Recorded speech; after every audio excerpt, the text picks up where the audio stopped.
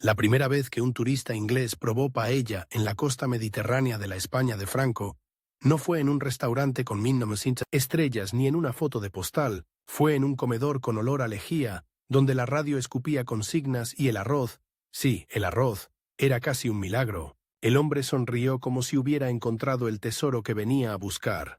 Sol, mar, lo auténtico. Pero cuando el cocinero se inclinó para remover el fondo, asomó lo que nadie enseñaba en los folletos. Granos partidos, aceite estirado, hasta el límite, y un secreto que se tragaba con el primer bocado. Porque fuera de ese plato, en la calle, había colas, cartillas, de racionamiento y hambre, disfrazada de normalidad, satisfacción. Esto es España. Interés.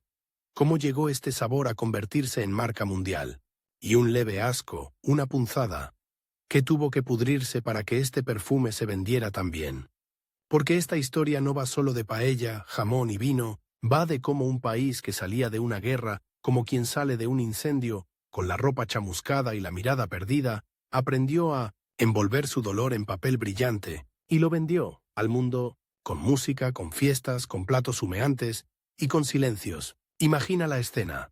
España, años 40. El Estado quiere controlarlo todo. Controlar los cuerpos, las palabras, las calles y también las cocinas. La comida, en una dictadura, no es solo comida, es disciplina, es propaganda, es premio y castigo, es un mapa de quién puede vivir con dignidad y quién tiene que sobrevivir como pueda. En las mesas de la gente corriente no hay marca España. Hay cartillas, sustitutos y creatividad desesperada, café de achicoria, pan que no siempre parece pan. Guisos que se estiran como una mentira repetida para que alcance para todos. Y aún así, incluso ahí, en lo más gris, aparece la primera chispa del futuro branding. El orgullo, ese por lo menos lo nuestro sabe a lo nuestro. Esa frase, pequeña, doméstica, que suena a consuelo, y que con el tiempo se convertirá en etiqueta. La paella, por ejemplo. En origen, plato de campo, de fuego y trabajo, arroz con lo que hubiera, cocinado al aire libre, en una sartén ancha como un sol de hierro. En la posguerra, sin embargo, el arroz no siempre abunda y el mar no siempre es generoso. El plato empieza a mutar. Se adapta. A veces se maquilla. A veces se simplifica. A veces se vuelve un símbolo más que una receta. Y ahí entra el Estado. Lo simbólico le encanta. Un plato puede ser bandera sin necesidad de hablar. Mientras tanto, el jamón. El jamón es otra cosa. Tiempo, paciencia, cura. Es el lujo lento de una tierra que, oficialmente, quiere mostrarse fuerte y autosuficiente, pero en los años de autarquía, hablar de abundancia es como pintar una ventana en una pared, y llamar a eso paisaje. Aún así, el jamón tiene una ventaja brutal. Se cuelga, se exhibe. Un jamón en una tienda no solo alimenta, promete. Dice, aquí hay algo. Dice, esto aguanta. Dice, esto es tradición. Y en una España que intenta parecer eterna, la tradición es munición. Y el vino es diplomacia líquida. El vino viaja cuando las ideas no pueden viajar. El vino entra en mesas extranjeras sin pedir permiso, sin pasar por discursos. Un tinto español puede hacer más por la imagen de un país que 100 noticiarios con banderas ondeando. En los primeros años, sin embargo, todo está empapado de tensión. España está aislada. Europa mira con recelo. La Segunda Guerra Mundial pasa por encima del continente como una tormenta, y el régimen intenta mantener equilibrio, calculando cada gesto. Por dentro, el país aprieta los dientes, por fuera, necesita parecer presentable. Y ahí empieza el truco. Si no puedes vender tu política, vende tu paladar. Entra en escena el nodo.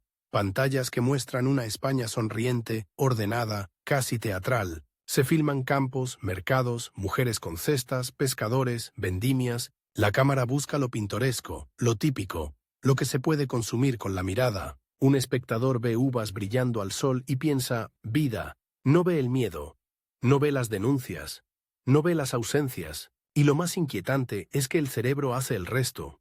Asocia belleza con bondad. Si hay paella, si hay vino, si hay jamón.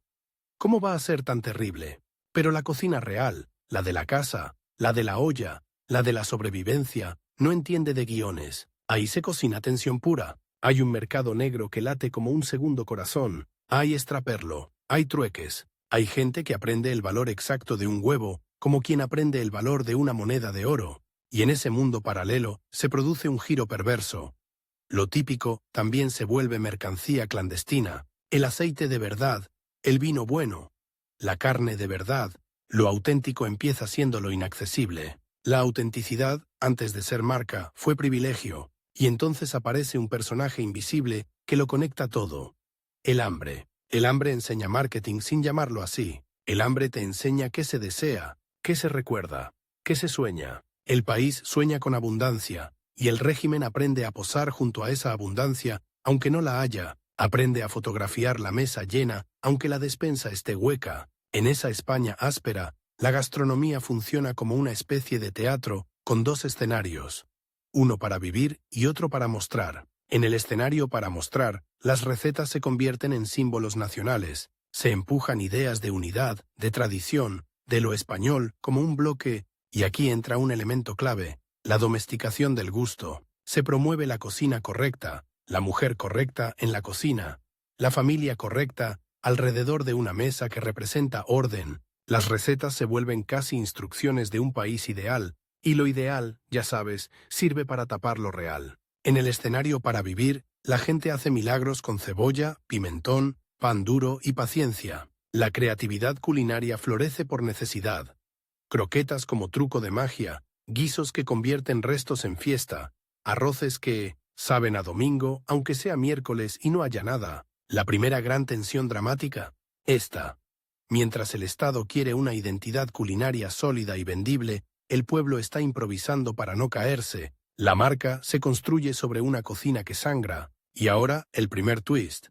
El régimen, que al principio se encierra y controla, descubre que la comida, precisamente la comida, puede abrir puertas que la política cierra. Un plato no pregunta por ideologías. Un vino no te exige juramento. Un jamón no debate, seduce. Así que, poco a poco, se siembra una idea. España no necesita que la entiendan, necesita que la prueben. En los años 50, el aire empieza a cambiar, no de golpe. No como una película donde la luz entra por la ventana y todo se vuelve cálido, cambia como cambia una cocina cuando se abre el horno. Primero un golpe de calor, luego el olor, luego el rumor de que algo está listo. Empiezan a llegar más extranjeros, empiezan a moverse acuerdos, se cuelan influencias, monedas, cámaras, y con cada visitante que busca sol y exotismo, la gastronomía se convierte en puente, pero ese puente tiene sombras debajo. Piensa en una playa recién descubierta por el turismo. Arena limpia, chiringuito, música, una paella enorme como un plato para alimentar un verano entero. El cocinero sonríe, el turista aplaude, la foto se dispara. En el borde de esa foto, sin embargo, hay un país disciplinado a base de miedo. La paella funciona como cortina de humo y como salvavidas económico. Puede ser ambas cosas a la vez. Y ahí está lo incómodo. El sabor no es culpable, pero lo usan. La paella empieza a simplificarse para hacerse masiva, se estandariza, se vuelve espectáculo. Paelleras gigantes, arroz amarillo como promesa de fiesta, mariscos como joyas comestibles, es el nacimiento del plato postal, y cuando un plato se vuelve postal, ya no importa solo cómo sabe, importa cómo se ve, qué historia cuenta, a qué fantasía alimenta. El jamón, mientras tanto, toma otro camino, el de la respetabilidad. Se convierte en símbolo de una España seria, antigua, de calidad. El jamón cura en silencio, como si el país también pudiera curarse colgado en una bodega. El mensaje implícito: somos tradición, somos artesanos, somos auténticos. Y lo auténtico vende como oro. Y el vino, por fin, empieza a construir relato internacional.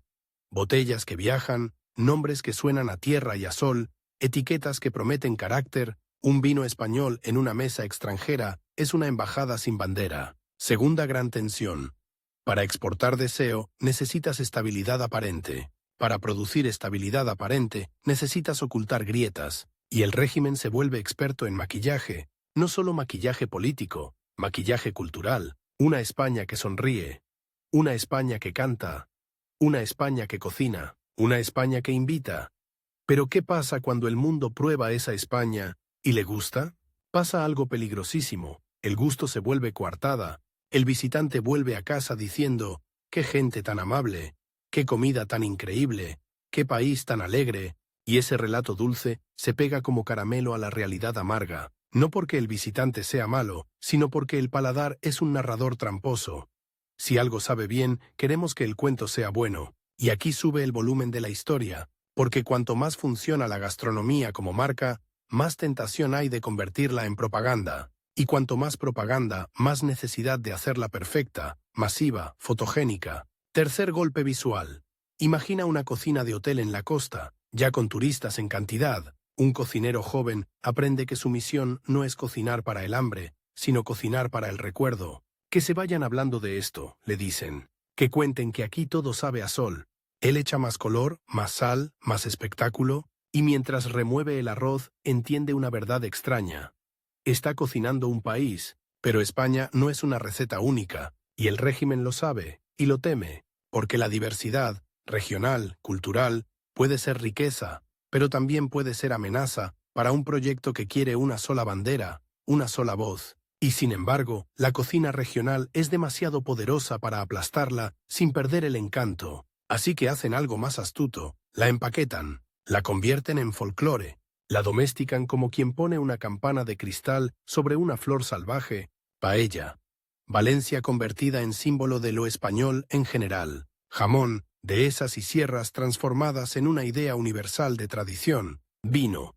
Tierras y denominaciones que empiezan a sonar como marcas con acento, y en medio de todo, la gente común sigue cocinando con la memoria, porque la memoria también se come. Los platos son archivos. En una dictadura, a veces el único lugar donde puedes decir «estos somos» sin que te castiguen es la mesa. Un guiso puede ser identidad sin pancarta, una receta puede ser resistencia sin consigna. Y entonces llega el final de este primer tramo con un último twist, pequeño pero venenoso.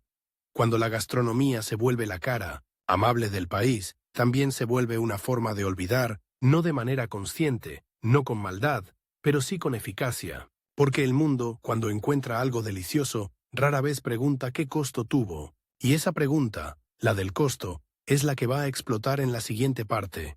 Cuando España acelere, se abra al turismo masivo y el Indo-Sodesonin brand se consolide a toda velocidad, mientras por debajo, en la misma cocina nacional, hierven tensiones, cambios económicos y una batalla silenciosa por quién tiene derecho a contar la historia de un plato. A finales de los 50, España empieza a oler distinto, no porque de pronto todo sea abundancia, sino porque entra un aroma nuevo, agresivo, casi eléctrico.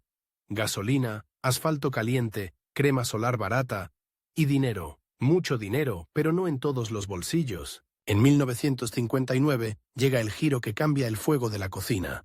El plan de estabilización. Suena técnico, frío, pero en la calle se traduce en una palabra que arde: apertura. España deja de mirarse el ombligo y aprende a mirar la caja registradora, y como un cocinero que descubre que el plato más rentable no siempre es el más noble, el régimen entiende algo brutal. El futuro no está solo en gobernar, está en vender una imagen, y qué imagen se vende mejor que la comida. De repente, el país se convierte en un escenario, no un escenario abstracto, uno físico. Carreteras nuevas, aeropuertos que suenan a modernidad, hoteles que crecen como setas en la costa. Hay un símbolo perfecto de esa época. El SEAT 600, pequeño, orgulloso, como un ya llegamos motorizado, familias enteras viajando con tortilla envuelta en papel, sandía en el maletero y la radio cantando. España empieza a moverse. Y cuando un país se mueve, también se mueven sus sabores. Pero el verdadero empujón no viene de dentro, viene de fuera. Turistas, oleadas, piel blanca buscando sol, libertad y una versión exótica de Europa sin cruzar océanos. Bajan de autobuses, miran a su alrededor y creen entrar en un sueño mediterráneo. Palmeras, guitarras, risas, vino que no cuesta como en casa, y el régimen, que necesita oxígeno internacional, les pone la alfombra, no una alfombra roja, una alfombra de paellas, jamón y vino. Aquí aparece la gran estrategia. Convertir la gastronomía en pasaporte. Si el mundo no abraza tu política, que al menos abrace tu mesa. Empiezan los eslóganes. España se publicita como un lugar luminoso, distinto, emocionante, y el plato estrella se coloca al frente como un soldado brillante. Paella. Se vuelve el idioma universal del folleto turístico. La paella deja de ser lo que se hace cuando hay lo que hay, y se transforma en lo que se hace para que te hagan una foto. Y ahí llega el primer golpe visual incómodo de esta parte. Imagina una cocina de hotel en 1965, cerca de la playa. Un cocinero abre un saco enorme de arroz, no huele a campo, huele a almacén. Echa caldo a cubos, mezcla, remueve sin pausa. En una esquina, un bote de colorante amarillo que promete alegría. Incluso cuando el azafrán real sería demasiado caro, entra un camarero y dice una frase que parece chiste, pero es sentencia. Hazla bonita, que se note desde lejos. Y en ese instante, la paella se convierte en producto. No necesariamente malo, pero sí un producto con reglas. Velocidad, volumen, apariencia. El turista sonríe, satisfacción total. Esto es lo que vine a comer. Y mientras tanto, al otro lado de la cocina, hay un mundo que no sale en la foto. Camareros que duermen en cuartos mínimos, jornadas interminables, salarios que no siempre acompañan al boom. El país prospera, sí, pero a un ritmo desigual, como un guiso que hierve fuerte por arriba y se queda frío en el fondo. Ahora mete en la escena el segundo gran protagonista, silencioso pero poderosísimo. Las tapas. Las tapas no nacen en los 60, pero en los 60 explotan como fenómeno social y turístico, porque son perfectas para la narrativa que se quiere vender. Vida en la calle, alegría, informalidad, cercanía, comer de pie, con una caña, con una sonrisa, y esto tiene un efecto mágico sobre el visitante. Las tapas parecen libertad comestible. Tapa tras tapa, el turista siente que está descubriendo España, y España aprende a convertir esa sensación en rutina rentable. Los bares se vuelven embajadas de un estilo de vida, la cocina se vuelve espectáculo cotidiano. Pero aquí entra un twist delicioso y oscuro. Las tapas, que para muchos españoles eran economía doméstica y cultura popular, se convierten también en herramienta de seducción internacional, y cuando algo popular se vuelve exportable, cambia su función. Empieza a tener precio, guión, pack, y llega la sangría. La sangría es el ejemplo perfecto de cómo el mundo a veces no quiere la verdad. Quiere una versión que pueda beberse fácil, vino con fruta, dulzor, jarra fría, color festivo. Para el turista es verano líquido, para el negocio es margen. Para la imagen de país es un anuncio sin palabras. Aquí todo es fiesta. Y la fiesta vende. Mientras tanto, el jamón entra en una nueva fase. La fase del escaparate. Ya no es solo alimento o tradición, es símbolo aspiracional. Un jamón colgado en un bar turístico funciona como un trofeo. Promete autenticidad, promete antigüedad, promete esto no es industrial. Y la paradoja empieza a crecer. Cuanto más se vende la tradición, más presión hay para producirla en masa. Empiezan a multiplicarse las experiencias antes de que existiera la palabra, cortar jamón frente al cliente, hacerlo ritual, el cuchillo brilla. Las lonchas caen como pétalos, el turista siente que participa en algo ancestral, y el bar se llena. Pero bajo esa belleza hay una tensión que sube como vapor. ¿Cómo mantienes el aura artesanal cuando la demanda se dispara? Ahí se abre la puerta a una España que aprende a industrializar sin que parezca industrial. Una España que aprende a fabricar autenticidad, y el vino, por su parte, hace un salto elegante. Se convierte en argumento de calidad. Hay regiones que empiezan a consolidar prestigio, bodegas que modernizan, etiquetas que hablan de origen, de crianza, de tierra. El vino español entra en el mapa del deseo europeo, no solo por ser barato, por empezar a ser respetado. La marca España gastronómica ya no es solo sol y paella, ahora incluye carácter. Jamón, vinos, quesos, conservas, es un catálogo. Y entonces, en mitad del boom turístico, llega la escena más cinematográfica y más desagradable. La costa devorada, playas que eran huertos, dunas que eran silencio, pueblos que eran lentitud. De pronto se llenan de hormigón, hoteles que tapian el horizonte, bares clonados que repiten el mismo menú en 5 idiomas. Y aquí la comida sufre una transformación brutal. Se estandariza para no fallar. Lo típico se vuelve repetible como una canción pegadiza. Paella cada día, tortilla cada día, sangría cada día. Como si España fuera un buffet infinito. Y aquí la historia se pone tensa en serio. El régimen necesita que el turista se vaya feliz, porque el turista no solo deja dinero, deja un relato. Un turista contento es un altavoz. Un turista decepcionado es un problema. Así que se construye una España de postal. Y la gastronomía es el filtro que suaviza la cara del país. En esa España de postal, la alegría es obligatoria. el folclore es decorado y la comida es el perfume. Pero lo real insiste en colarse. Imagina un mercado en una ciudad grande, finales de los 60. Los puestos lucen mejor que en los 40, sí, pero aún hay desigualdades. Y al mismo tiempo, en un restaurante para extranjeros a pocas calles, se sirve España, como si fuera un plato fijo. Entrante típico, plato típico, postre típico, un país entero reducido a 3 pasos. La tensión crece porque la identidad se simplifica. Y cuando simplificas demasiado, empiezas a mentir sin darte cuenta. Aquí llega otro twist. El éxito turístico hace que muchos españoles, por primera vez en décadas, vean su país a través de los ojos del extranjero. Es un espejo raro. Un alemán se emociona con una tapa y el español piensa, ¿de verdad esto es tan especial? Una sueca aplaude una paella y el cocinero siente orgullo. Pero también sospecha. ¿Les gusta por el sabor o por la historia que creen que están viviendo? La comida empieza a ser doble, lo que es y lo que representa, y esa duplicidad puede ser explosiva, porque en los 60 y 70 tempranos, la mesa se vuelve un lugar donde se negocia el futuro. España vive modernización económica, migración interna, cambios de costumbres. Mucha gente deja el campo para ir a la ciudad o a la costa, a trabajar en turismo. Se construyen barrios deprisa, se vive con prisa. Y la comida refleja esa prisa. Más fritos rápidos, más menús cerrados, más producción a gran escala. Pero al mismo tiempo surge algo precioso. Una nueva ambición culinaria. Cocineros jóvenes empiezan a viajar, a mirar a Francia, a leer, a experimentar. El contacto con turistas también trae curiosidad. ¿Y si hacemos esto mejor? Aparece la idea de que la cocina española no tiene que ser solo típica. Puede ser excelente. Puede competir. Puede ser arte. Y entonces la marca se bifurca. Una España turística de menú repetido y una España que empieza a soñar con refinamiento. 2 Españas cocinando al mismo tiempo. Ahora te lanzo una imagen contundente. Una bodega fresca, escondida, donde un productor cuida su vino como si cuidara un secreto familiar. Él no quiere vender humo. Quiere vender verdad, y a pocos kilómetros un camión descarga cajas para un hotel que sirve vino de la casa a litros. Sin rostro, sin historia. 2 mundos, 2 ritmos, 2 maneras de entender el sabor. La pregunta que aprieta la garganta es esta. ¿Qué España gastronómica va a ganar?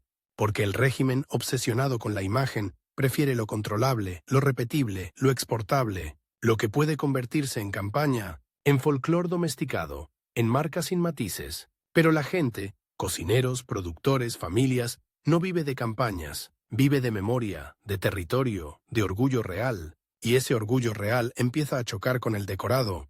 Y aquí aparece un detalle que parece pequeño y es gigante. El jamón cortado. En muchos sitios turísticos se corta jamón como espectáculo, sí. Pero los maestros del corte, los de verdad, saben que no es solo show. Es precisión, grasa, temperatura, textura, silencio. El jamón de marca necesita manos que lo honren. Y ese conocimiento empieza a circular, se profesionaliza, se vuelve arte, y sin querer se convierte en un camino de prestigio. España no solo vende jamón, vende una técnica, una cultura, un ritual. Lo mismo con el vino. Empiezan a cuidarse más las denominaciones, la identidad regional, el lenguaje del terroir, y con el arroz, algunos cocineros se rebelan contra la paella de hotel y vuelven a la paella seria, la que respeta el punto, el socarrat, el caldo, el fuego. Empieza una pequeña resistencia gastronómica. Una resistencia elegante, sabrosa, pero resistencia al fin. La tensión se dispara porque esa resistencia no es política en el sentido clásico, pero es cultural. Es decir, no me conviertas en postal. Y eso, en un sistema que vive de controlar relatos, es peligroso. Y ahora, el golpe más oscuro de esta parte, servido rápido, como un trago que quema. Cuanto más crece la España turística, más crece la necesidad de ocultar lo feo. Se limpia la fachada, se ordena el centro, se vende alegría. Y a veces, para que el turista no vea, se empuja la realidad hacia atrás. Barrios invisibles, trabajadores invisibles, tensiones invisibles. La comida, que debería unir, también puede anestesiar, y en esos años anestesia a muchos visitantes. Si se come así, aquí todo va bien.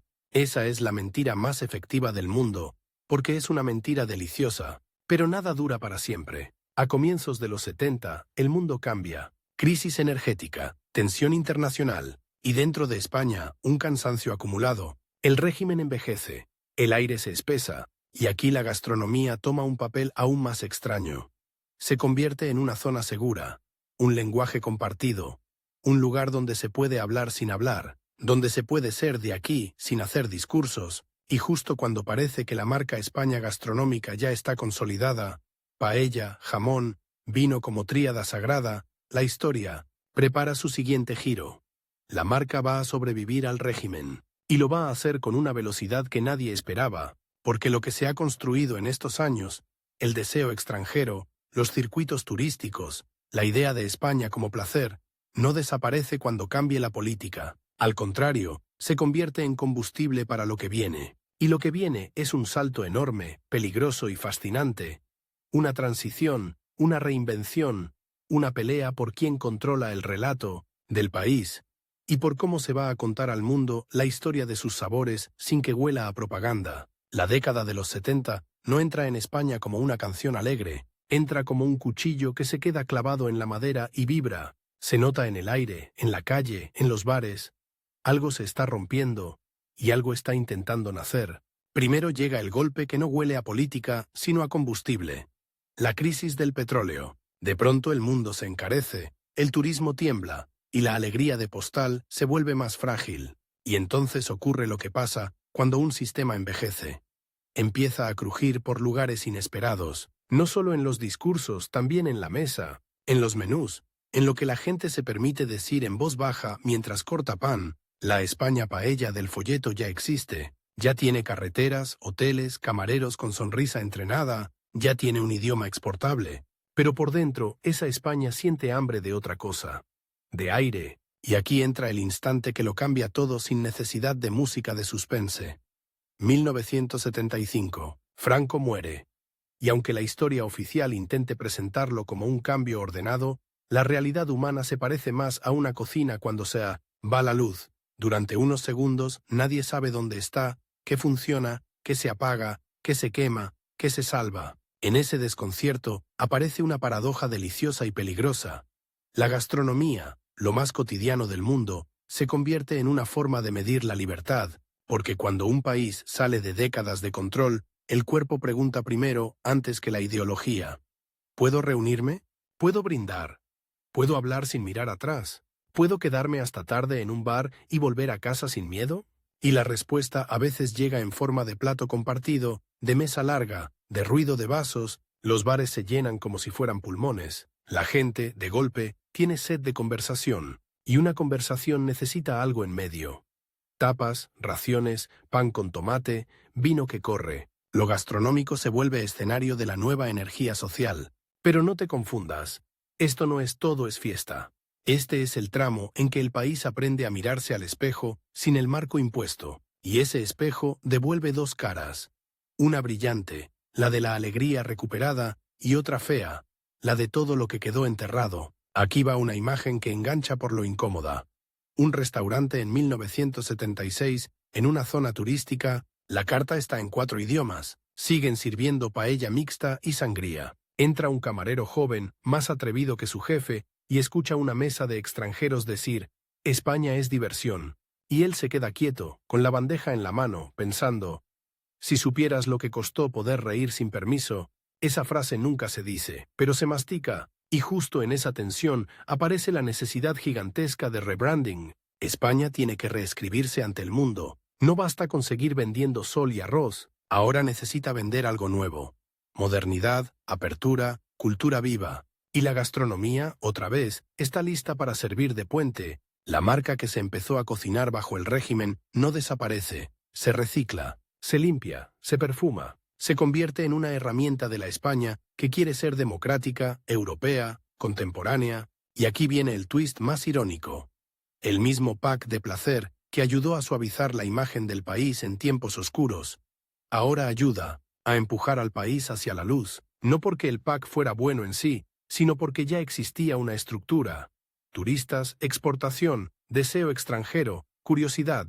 La máquina está montada, solo cambia el relato. El problema es que cambiar relato no cambia el paladar de golpe. A finales de los 70, la cocina española tiene un pie en el pasado y otro intentando entrar en el futuro, y el futuro no llega con una sola receta. Llega con una rebelión silenciosa de cocineros que deciden que España no va a ser barata y simpática para siempre, va a ser respetada. Aquí aparece un movimiento que suena a terremoto gastronómico.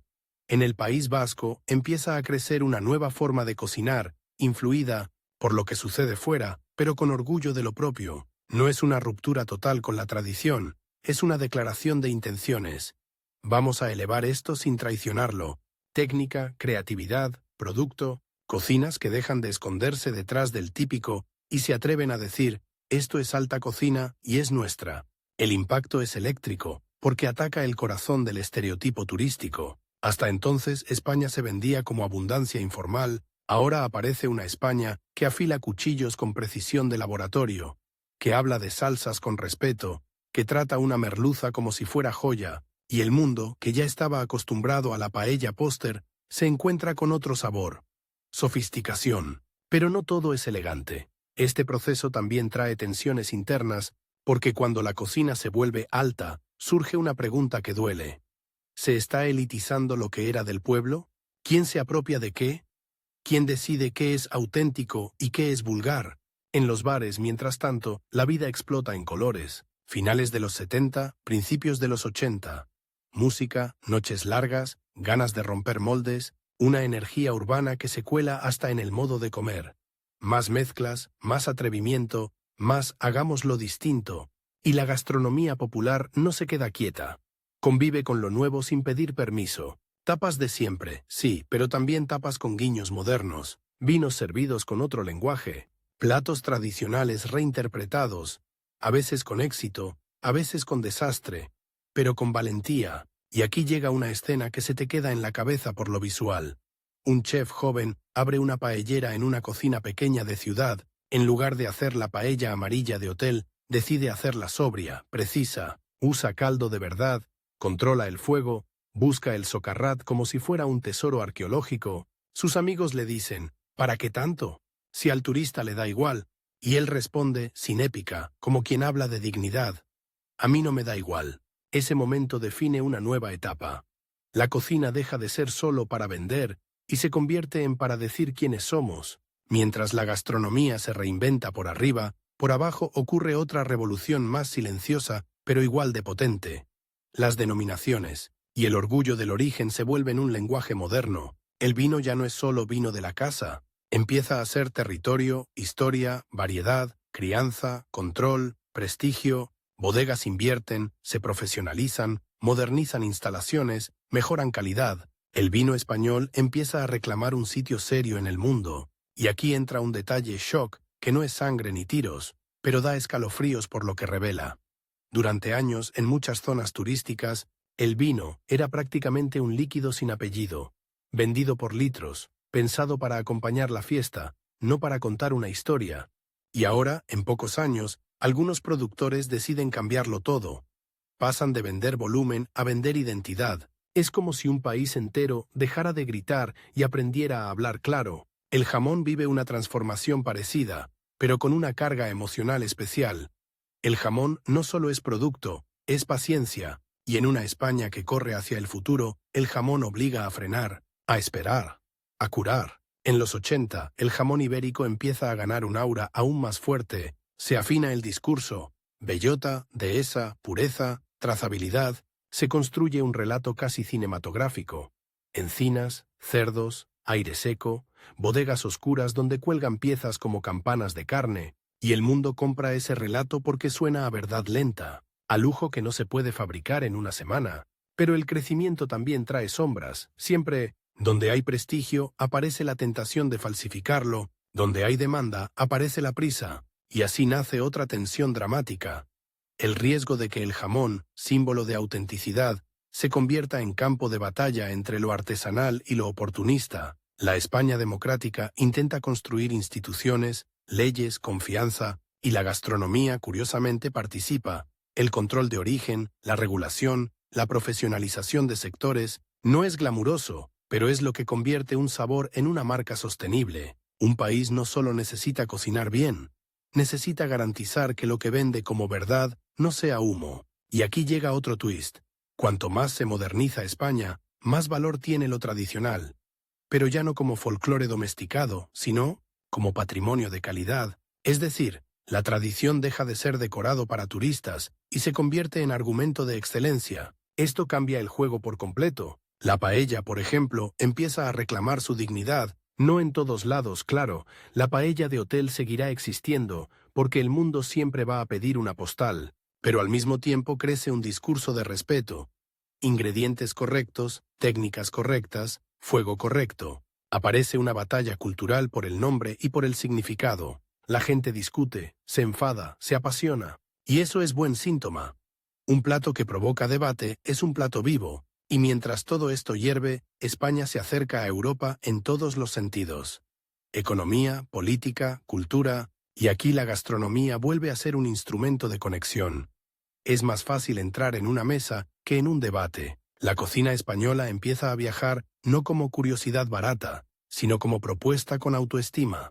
Pero hay un fantasma que no se va, el fantasma del relato fácil. Muchos extranjeros siguen llegando buscando la misma fantasía. Sangría, flamenco, paella, sol. Y España, que necesita dinero, no puede simplemente decir no, así que hace algo muy inteligente. Duplica su identidad gastronómica, una identidad para el gran público. Alegre, accesible, inmediata, otra identidad para el prestigio. Técnica, producto, alta cocina, vino serio, jamón con apellido. Es como si el país tuviera dos cartas. Una para seducir rápido y otra para enamorar de verdad. Y ambas conviven, a veces en el mismo barrio, y aquí viene una imagen poderosa de esa convivencia. Una calle cualquiera de una ciudad española en 1984. En un extremo, un bar de toda la vida con tortilla jugosa, calamares y vino servido sin ceremonias. En el otro extremo, un restaurante donde el chef habla de texturas, de reducción, de punto exacto. Entre ambos, gente caminando, riéndose, discutiendo de política, hablando de futuro. El país entero en una sola calle. La tensión dramática de esta parte está en esa pregunta.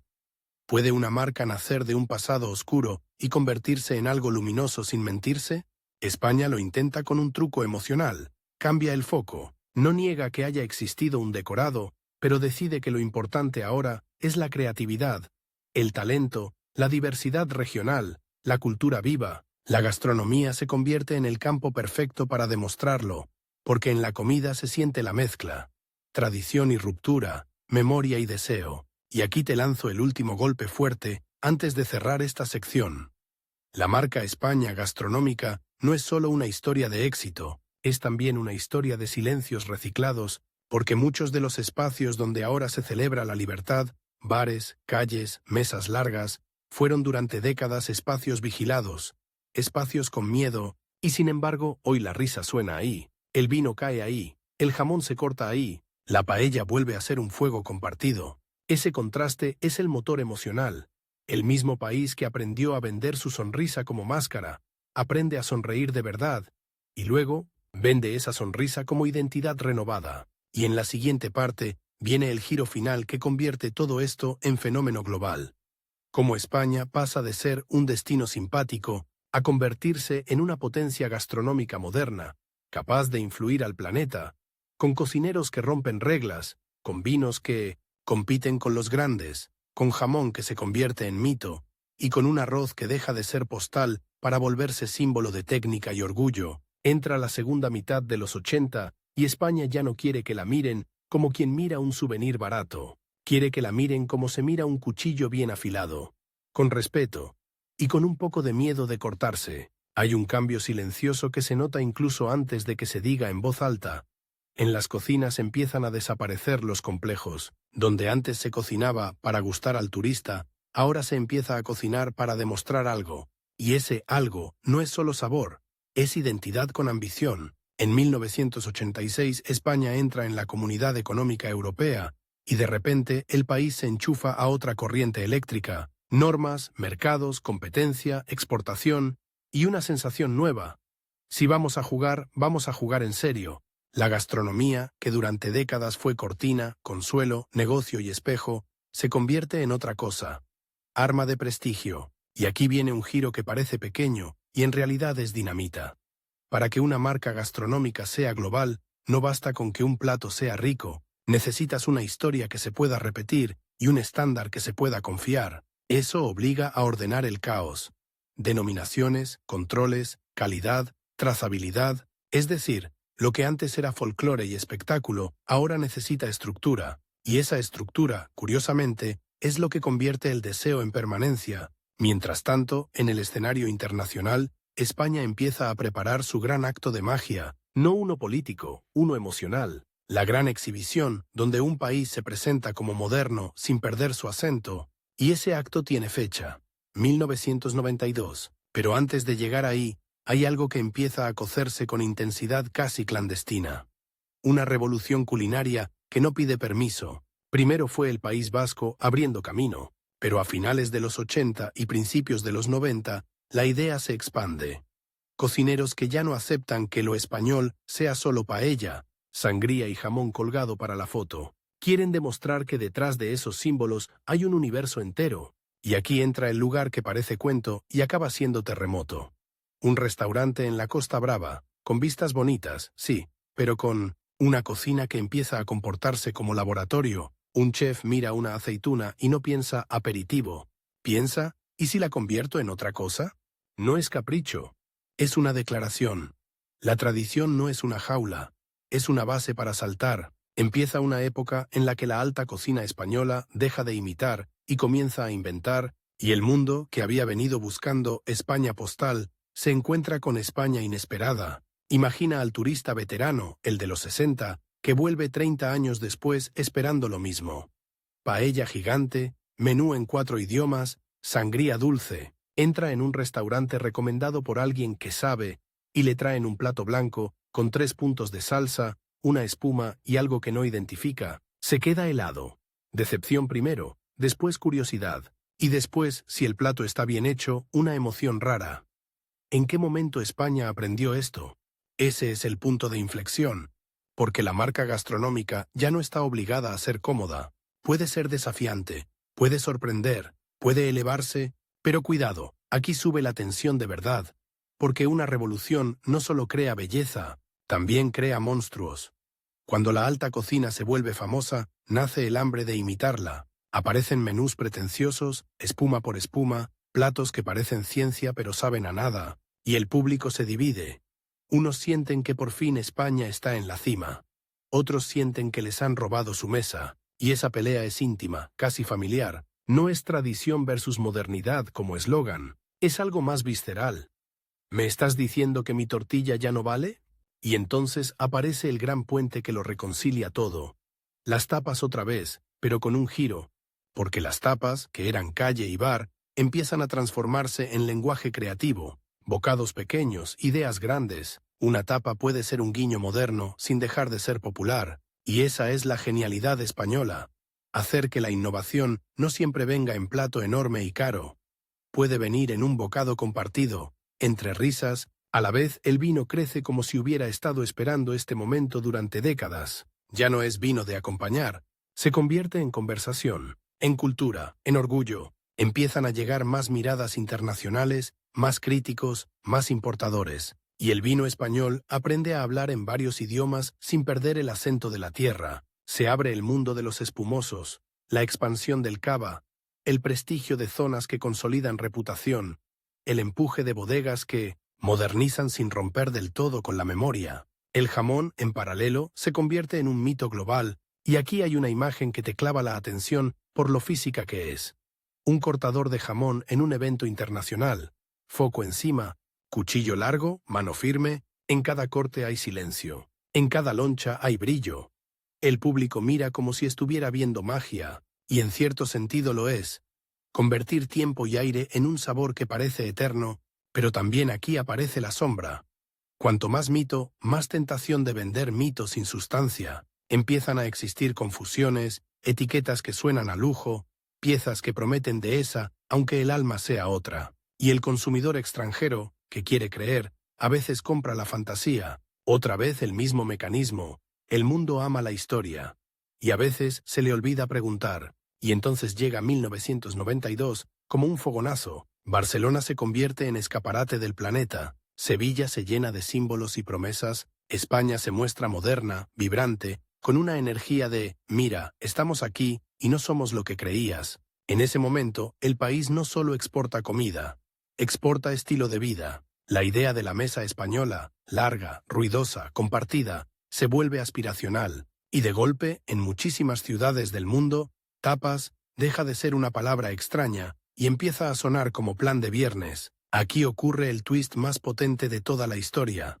La marca gastronómica que empezó como maquillaje y supervivencia se convierte en soft power, un poder blando, un imán, una manera de estar en el mundo sin imponer, seduciendo. España empieza a ser cool con sabor, y el gran protagonista popular de esa expansión no es el plato más sofisticado, es el concepto, compartir, picar, brindar, salir, volver tarde. Esa sensación de vida callejera que durante años fue decorado turístico, ahora se convierte en identidad exportable, y lo hace con una eficacia brutal, pero justo cuando parece que todo se vuelve brillante, la tensión sube por un motivo casi filosófico. ¿Qué pasa cuando un país se convierte en su propia marca? Pasa que empiezas a mirarte como producto, y eso puede deformarte. Los barrios históricos se llenan de locales que ofrecen autenticidad empaquetada. Los menús se escriben pensando en Instagram antes de que existiera Instagram, como si el plato fuera una foto que se come. El riesgo es claro, la gastronomía se vuelve un espejo donde España se ve a sí misma actuando, y sin embargo, al mismo tiempo, ocurre algo muy bonito.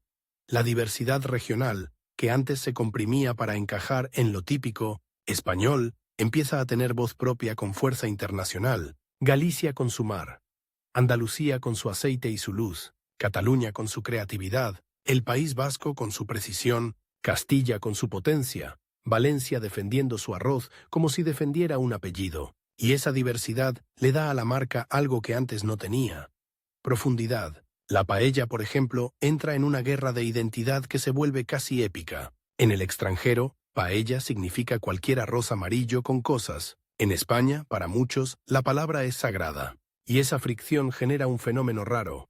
El plato se hace aún más famoso, precisamente porque se discute, porque se defiende, porque se corrige, porque se vuelve símbolo de orgullo técnico. El mundo sigue pidiendo postal, pero cada vez hay más gente enseñando el original con una mezcla de amor y rabia. No es esto, es esto. Y ahí, sin darte cuenta, la paella deja de ser solo un plato turístico y se convierte en una lección. La identidad no se explica. ¿Se cocina bien o se cocina mal? En los 2000, la cocina española se convierte en referencia global no solo por un par de nombres, sino por un clima entero. Productos extraordinarios, cultura de bar, innovación y un público local, que con todas las tensiones participa, opina, discute, exige. La gastronomía se vuelve conversación nacional, y cuando un país discute su comida con pasión, está discutiendo algo más grande. ¿Quién es? ¿Qué valora? ¿Qué quiere ser? Aquí va una imagen que golpea por contraste. Un plato minimalista servido en un restaurante de vanguardia, y a pocas calles, una abuela friendo croquetas en casa, dos mundos, y sin embargo conectados, porque sin la abuela no hay memoria, y sin la vanguardia no hay futuro. España aprende a usar ambos como parte de su relato, y el mundo compra ese relato con entusiasmo. Nacen bares de tapas en Londres, en Nueva York, en Tokio. Aparecen cartas con jamón ibérico, escrito con respeto casi religioso. Los vinos españoles se abren hueco en estanterías donde antes no se les miraba, y lo más impresionante es que la gente no solo compra la comida, compra la idea de comer como se come en España, compartir, alargar la noche, brindar sin tanta ceremonia. Pero todavía queda el último giro, el que hace que esta historia sea inquietante y brillante a la vez, porque cuando miras hacia atrás, hacia el origen, te das cuenta de algo. El nacimiento del brand no fue un plan limpio, fue una mezcla de necesidad, propaganda, turismo, hambre antigua, modernización desigual, y un régimen que entendió que la cultura puede ser perfume, y aún así, de ese barro salió algo real. No real en el sentido de puro, real en el sentido de vivo. La gastronomía española, pese a los usos políticos, sobrevivió porque estaba en la gente. En mercados, en bares, en recetas transmitidas, como secretos, en productores que cuidaban su aceite y su vino como quien cuida a un hijo. en cocineros que se negaron a que lo típico fuera solo decorado. La marca, al final, se parece a una cicatriz. Te recuerda el golpe, pero también te recuerda que el cuerpo siguió. Y aquí está la imagen final, la que deja ese sabor mezclado que pedías. Imagina una mesa larga hoy, llena de platos, jamón cortado fino, pan con tomate, aceitunas, un arroz que huele a humo limpio, una copa de vino que refleja luz, la gente ríe, brinda, comparte, todo es energía, todo parece luminoso, pero si acercas el oído, solo si lo acercas de verdad, debajo del ruido alegre hay un murmullo antiguo, como el de una radio vieja, en una casa de posguerra, como el eco de un país que aprendió a vender felicidad cuando aún estaba aprendiendo a respirar, y aún así el plato está ahí, humeante, irresistible, como una verdad que no cabe en una sola emoción,